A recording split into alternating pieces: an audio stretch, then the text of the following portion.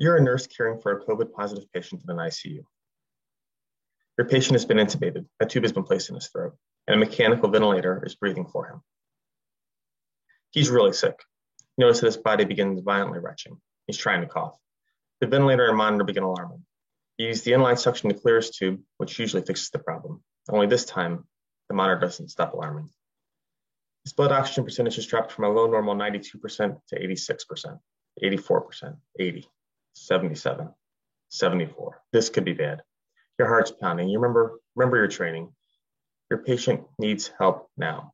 The alarm's still blaring. You're pulling back the blankets, moving the webs of lines and tubes, and finally you discover that under the blanket, between the tubes, the ventilator tubing has become partially disconnected.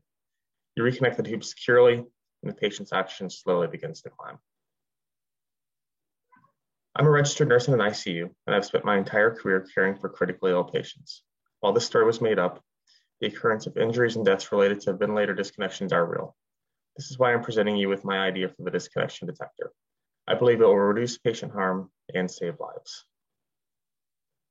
First, let's start with some quick background. The ventilator is a piece of medical equipment that breathes for a patient when they can't. When patients are depending on a ventilator to breathe, a disconnection will quickly become life-threatening. We can go days without food or water, but only minutes without air. Okay, but these are high-tech machines. Don't they alarm when there's a problem? Yes, most of the time. In certain modes, they may not. And even when they do, there are several points for disconnection, so the location may not be obvious. Like in the first story, sometimes the problem is finding the problem. With limited visibility from goggles to keep fogging, the paper hood, the noise, the chaos, the interference from lines, tubes, blankets, and drapes, it can be hard to isolate where a disconnection has occurred. So here's my solution. We'll create a high-intensity visual and audible signal at the site of disconnection. It will come from a lightweight plastic device shaped like a donut. It will be embedded with tiny LEDs and speakers.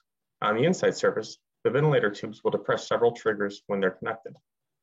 Once their triggers are all depressed at the same time, the device will be armed. If any of them are released, the audible alert will sound and the LEDs will flash, immediately drawing attention to the point of disconnection.